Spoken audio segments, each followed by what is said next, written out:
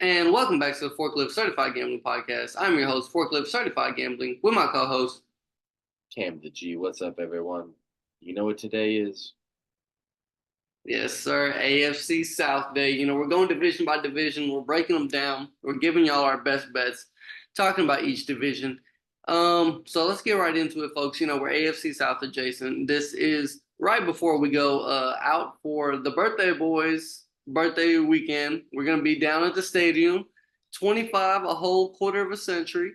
Yeah, man, we're going to be out there. We're going to be enjoying the Titans game, enjoying some ball. So if you catch us down there, say what's up. And man, if you got any bets to get down on the Titans, we got them for you today. So let's get right into it. Let's go right with. I was thinking we start with the division total or the division numbers, see what we're looking at, who's the favorites, who's the long shots in the AFC South. So I'm gonna just run through it real quick. I got four teams to run through. Texans the favorite at plus 105 to win the division. Jag is coming in at plus 270 behind them. Colts plus 310 and Titans plus 950. All right, Cameron, what's your thoughts on these lines? My first thought process is why are they disrespecting the Titans so hard? Year, man. Every Why, year. why are the Jags like second favorite? Like, who's on the Jags? What are the Jags doing recently? Like, I'm just saying, man. And they still got Trevor Lawrence. That's what I'm saying, man. They give Trevor Lawrence damn near a quarter of a billion, and the only thing they do to bring anybody in is get Eric Armstead's Flying Dutchman eating ass. That's it. That's it, man. So I'm not scared of the Jags this year. I think these numbers are completely disproportionate to I what think either real life Vegas could knows look like. something that we don't know, and I'll just put it this way: no. Yeah. I mean, the Colts didn't add anybody in the offseason. I mean, Then why are they still like favored there? exactly. I believe the Texans should probably be the favorite in this Yeah, division. respectfully, yes. They got stacked in the offseason. I'm kind of scared of Daniil Hunter and that Will Anderson combo. And then Stephon Diggs, his old ass. I ain't really tripping over it. So, any Texans fans, if y'all got hate, leave it in the comments below because ain't nobody scared of Stephon Diggs' old ass. So, um, yeah, man, I still think this price is just hella disrespectful. The Titans at 9.5 to 1 is a smash spot. You Uh, gotta smash it while you can. I think 9-1 is a smash. And if you want to hedge the bet, just because I mean the Texans are out there, I'll be respectful. They look scary. They have offense, maybe not much defense, but they have offense. And I think that's what we're slowly getting towards as a league is how many points can I put on you before you put points on me? And so leading my first bet in this is AFC top two. Take the Titans at plus 275. It's more of like a hedge bet, if anything. If you don't have the cojones, you don't bring your rubber out for the 9-1, and we can get you a 275 if you need it. That's a good price, though. I mean, for a top two finish, the Jags, I don't think they got it, and then the Colts, AR. Well, we got to see what they got in them. If We'll he's, have to see how the Colts play because I ain't worried. no more Moss either. Yeah.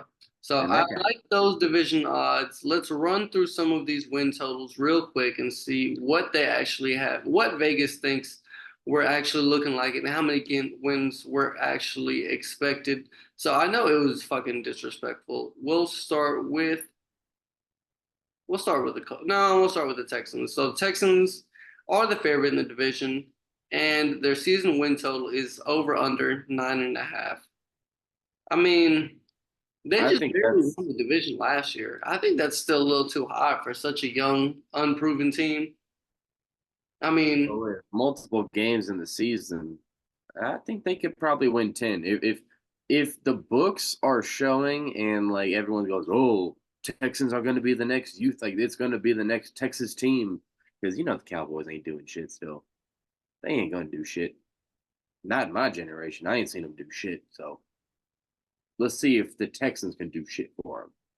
And last time they did do shit, sorry for a lot of shit talk here, but Deshaun Watson was the golden pony. And what did they do? They traded him away. So every time they get talent, I feel like the talent always either gets moved out of the process or they somehow fumble it themselves. Deshaun Watson. That's my thought process there. I mean, I think the Texans are just due for regression. I think they had a stellar year last year, won the division down to a nail biter.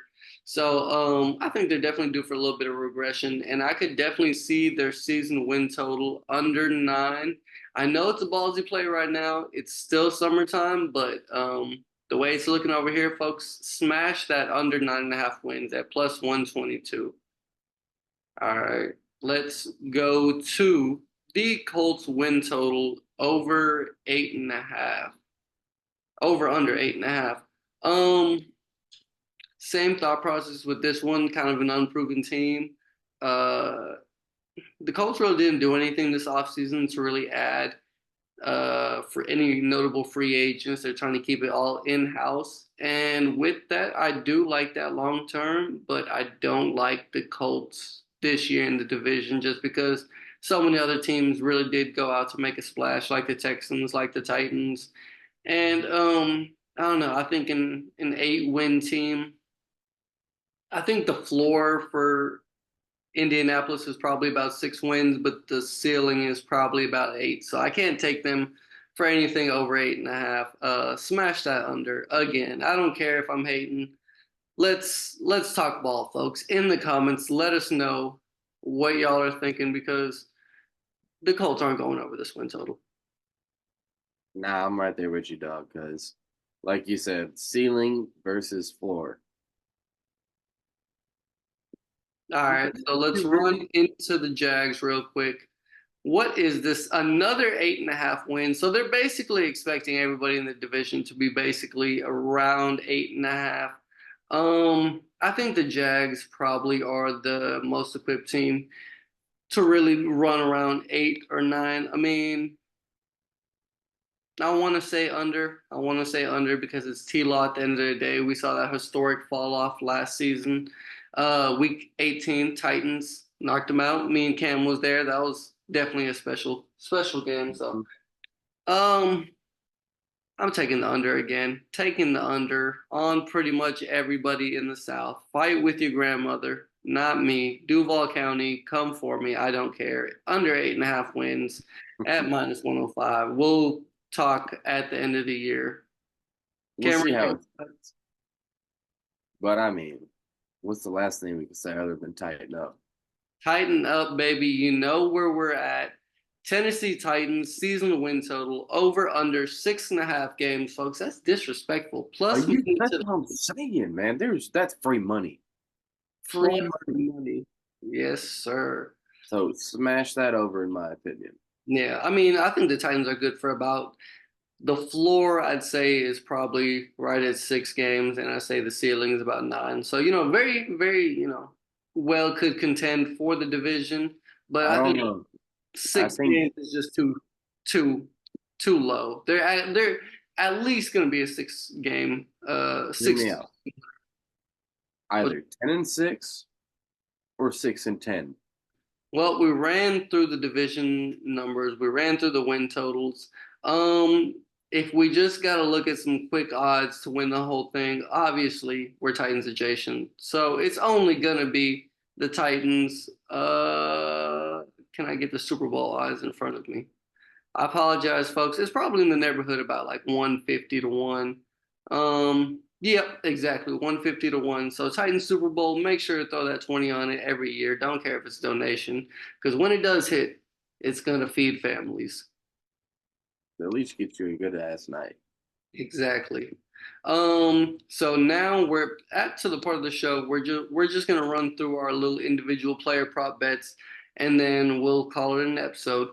So Cameron, I'm gonna let you lead it off. Who do you got for some player props that you want to follow throughout the season in the AFC South? So I'm gonna keep it kind of simple. I mean, you're gonna have a quarterback and you gotta have a receiver. Someone's got to throw the ball for someone to catch it. So if Ridley's gonna have over 800 and was it 885 and a half over? I had Yeah, him at it, 850. I got it at 885 over here on MGM. You can get it on 850 over there at FanDuel. But get the best price you can. Get the over on it because 800 yards for a dude who usually runs around like 900 to 1100, I think we'll be all right with that. Yeah, And he's 1,000 yarder this year. That's what I'm saying. So like disrespect them again. Just print us some money. Yes, And sir. the other side of that is who's throwing the ball to him? Why not hit Levis over 465 and a half? That's what I got at MGM. You could probably find it a little bit better than anywhere else. But yeah, I like that because I mean, yeah, I think he's a sleeper for like most passing yards in the entire league. Because I Yeah, mean, yeah. I'm definitely gonna get down on that Levis to lead the league in passing ticket. I got over here at 32-1. Man, I mean, the Titans for the first time in our lives have completely transitioned everything in the front office. We've been a run first team, play hard nosed defense, run the damn ball. But now for the first time ever, we got a pass offense. Uh, and we actually have decent receivers down there. So, we got Julio, we got D Hop, who might be ready for week one. And I think with all the levels or all the receivers and all the weapons around Levis, he could definitely shake it up this year and contend to lead the league, man. So it's gonna be fun. It's gonna be an interesting year. Uh Let me see if I got any other bets that I really want to give out there. We gave out Ridley. We gave out Levis to lead the league in passing. Um, Final thought: Titans rookie Tavondre Sweat, second round defensive tackle. He's looked like a unit in training camp so far. He's been mowing through everybody's offensive line.